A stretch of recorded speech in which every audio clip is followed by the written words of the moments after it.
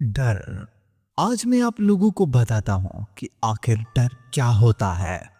आप कभी हाईवे से गए हैं जो दिन में तो गाड़ियों से भरा हुआ और रात में सुनसान, एक अलग ही खौफ लिए। लगभग सभी हाईवे ऐसे ही। आए दिन हाईवे पर हादसे होते रहते हैं और कई सारे लोग ऑन द स्पॉट मर जाते हैं। और इस तरह से हर रोज शुरू होती है एक डर की हमारे देश में। कई कहानी प्रेत बाधित है, पर यह सच है, मैं लेकर आया हूं एक ऐसे हाईवे की कहानी। नमस्कार दोस्तों, राउंड अप हॉरर में आप सभी का स्वागत है। मेरा नाम है ऋषि। मैं आप सभी को डरावनी कहानियां सुनाता हूं। आज की कहानी सुनकर आप सभी के रोंगटे खड़े हो जाएंगे। अगर इस कहानी को आप 1 मिनट भी सुनते हैं तो पूरा सुने बिना कहीं भी नहीं जाएंगे। तो जल्दी से आप सभी अपने अपने हेडफोन्स लगा लो। डर की दुनिया में आप सभी का स्वागत है।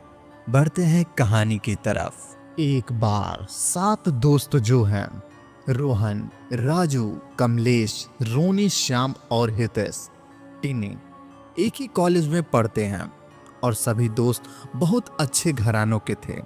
वे सभी एक बार घूमने का प्लान बनाते हैं। रोहन को एक नामी उद्योगपति का बेटा है। वह अपने नए हाईवे पर स्टार होटल के बारे में बताता है, जो एक नेशनल हाईवे के किनारे बना है।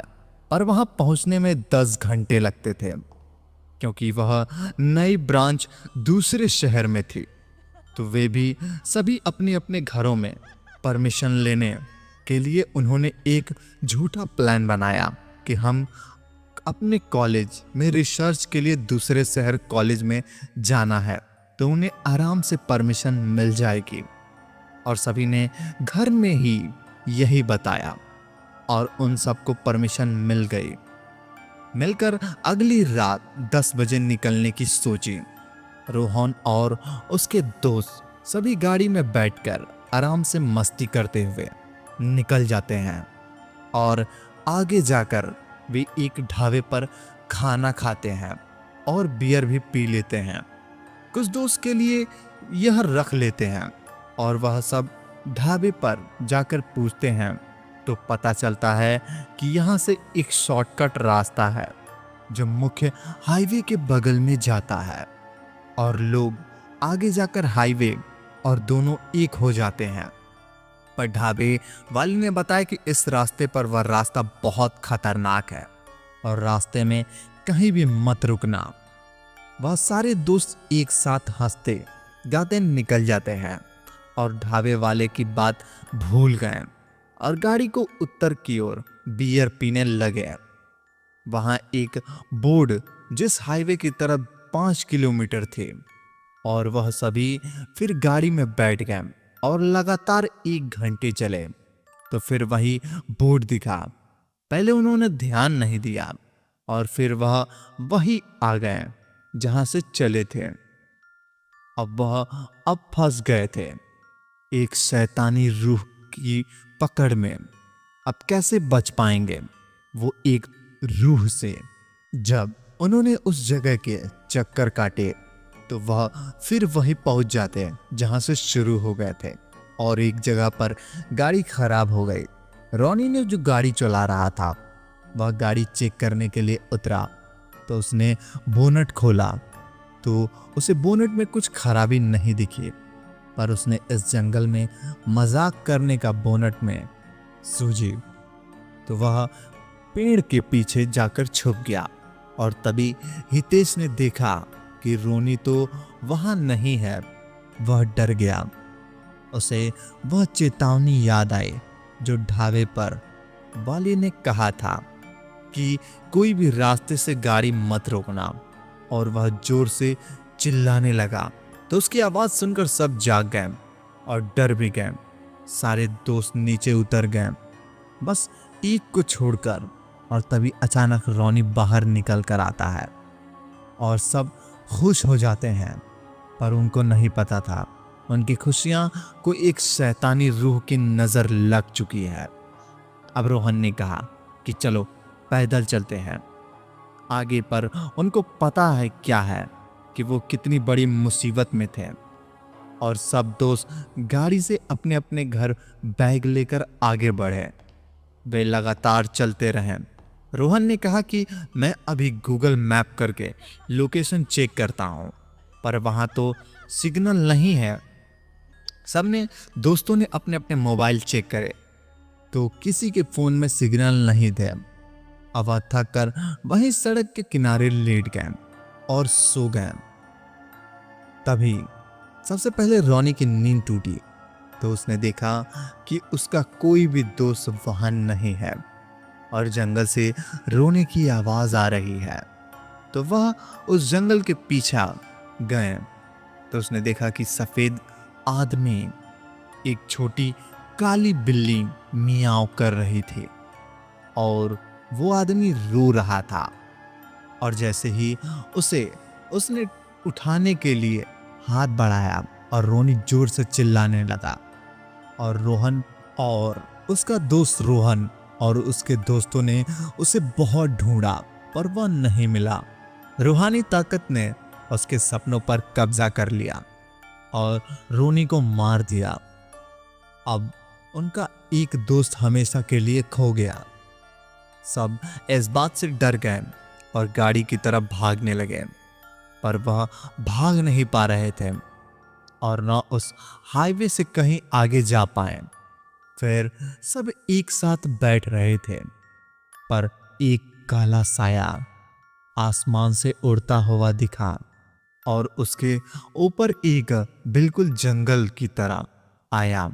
रोहन और उसके दोस्त कुछ नहीं कर पाए। तभी एक दोस्त ने अपने बैग से औजा बोर्ड, विदेश में इसकी सहायता से आत्माओं से संपर्क करते हैं, निकालकर 4 दोस्तों को दिया और उस भूतिया आत्मा से बात करके शायद इनका अंतिम खेल बन जाएगा या नहीं। अब रोहन और उसके दोस्त औजा बोर्ड की सहायता से उस आत्मा को बुलाने का प्रयास करते हैं। सबसे पहले वह एक गोले को घेरा बना देते हैं और फिर औजा बोर्ड को लेकर उस गोले के बीच में बैठते हैं और आत्मा को बुलाते हैं। उन चारों के अलावा 2 दोस्त को नींद आ जाती है और हितेश सो जाता है। तभी हितेश को कुछ सुनाई दिया और उसकी नींद छुट्टी हो और उसने देखा कि कोई भी उस जगह पर नहीं है, वह अकेला है। और तभी एक जोरदार चीख रोहन को सुनाई दी।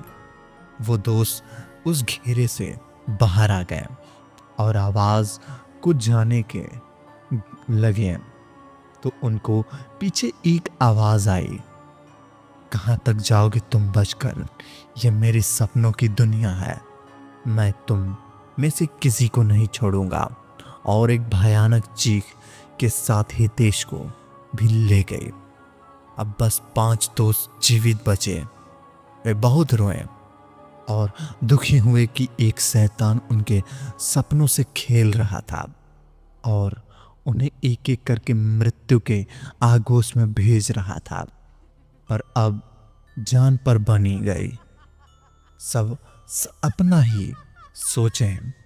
रोहन को याद आया कि गाड़ी के चलकर देख लेते हैं, शायद हम बच जाएं। इस आस में वे सभी वह गाड़ी की तरफ जाते हैं। काफी चलने के बाद उन्हें गाड़ी वह खुश हो गए। थोड़े प्रयास के बाद अचानक गाड़ी चल पड़ी, पर आगे जाकर उनकी गाड़ी हाईवे पर बढ़ी और इस बार तो गाड़ी को कोई भी नियंत्रित कर रहा था। अब क्या वे 5 दोस्त बच पाएंगे? रात के अंधेरे में उनकी गाड़ी एक पेड़ से टकरा गई और अगली सुबह न्यूज़ थी कि शराब के नशे में आए 7 की जान। ढाबा संचालक न्यूज़ पढ़ी तो उसे 7 की याद आई जो कल रात आए थे। तभी सुबह रोहन के पापा ने उसे जगाया, बेटा तुमको तो आज कॉलेज की तरफ से अपने दोस्तों के साथ जाना है। सुबह रोहन कॉलेज के लिए निकला पर उसके मन में कल रात का सपना घूम रहा था। रोहन ने सभी दोस्तों को अपना सपना बताया तो उन्होंने कहा कि हमें भी यही सपना आया था। और सच में उनमें से एक दोस्त के बैग में औजाई भूतिया बोर्ड निकला। शायद यह सपना सच हो रहा था। वे उस दिन मनोवैज्ञानिक अभिमन्यु के पास गए और उनको सब कुछ बता दिया। तो उन्होंने अपने हिप्नोटाइज वशीकरण करके उनसे कुछ सवाल पूछे। तुम वहां कब गए थे? रोहन ने, मैं कल रात अपने दोस्तों के साथ वहां गया था। अभिमन्यु, तुम सब कहां जा रहे थे, किस काम से? रोहन, हम सब होटल में जा रहे थे और घूमने जा रहे थे। अभिमन्यु, तुमने वहां क्या देखा जहां तुम रुके? रोहन, एक काला साया जो हाईवे पर सबका शिकार करता है। अभिमन्यु, तुम कैसे बच गए उससे? रोहन, क्योंकि हम सपने में थे और वह सपनों पर कब्जा करता है। अब रोहन सामान्य हो गया। रोहन, सर, क्या सिर्फ सपना ही या हकीकत? अभिमन्यु, यह सच है, पर तुमने पूर्वाभास हुआ है जिससे तुम स्वेच्छित हो गए। रोहन, सर, हम उस हाईवे को उस रूह से कैसे मुक्त करें? अभिमन्यु, इसके लिए तुमको सिर्फ अपने दोस्तों के साथ सपने में जाना होगा और उस रूह को खत्म करना इतना आसान भी नहीं है। रोहन, सर, क्या आप हमें उस रूह के बारे में कुछ बता सकते हैं? अभिमन्यु, हाँ, एक बार मैं उस हाईवे से गया था। तब मैं पैरावैज्ञानिक का भूत प्रेत विश्वास नहीं करता था। तब एक बार मुझे इसका एहसास हुआ कि हाईवे पर कुछ तो गलत है। तब मैंने मोबाइल की ऊर्जा के विषय में पढ़ा और मैं इस विषय से इतना ही जानता हूं कि तुमको मेरे सीनियर का विकास के इस पर परंतु बात करनी चाहिए। रोहन, ओके सर, आप उनका एड्रेस दे दीजिए। रोहन डॉक्टर विकास को फोन करता है। डॉक्टर विकास फोन पर, हेलो, आई एम डॉक्टर विकास। रोहन, आपने सपने के बारे में बताता है और उससे इस समस्या से बाहर कैसे आए? डॉक्टर विकास, इसके लिए हमें उस हाईवे की खोजबीन करनी होगी, वहीं कुछ सबूत या जानकारी मिलेगी। मैं परंतु अपनी टीम के साथ वहां आ रहे हैं। तब तक तुम अभी अभिमन्यु के पास रहो। रोहन, जी सर, हम यही हैं। रोहन अपने सभी दोस्तों व डॉक्टर विकास के साथ हाईवे पर गए और उसे गुत्थी से सुलझाने में जुट जाते हैं। डॉक्टर विकास कुछ जांच करते हैं, तभी उनकी नजर एक हवेली पर गई जो पुरानी वीरान हो चुकी थी और हाईवे के किनारे जंगल के नजदीक बनी थी। देखकर लग रहा था कि हवेली काफी पुरानी है। जानिए हवेली का रहस्य।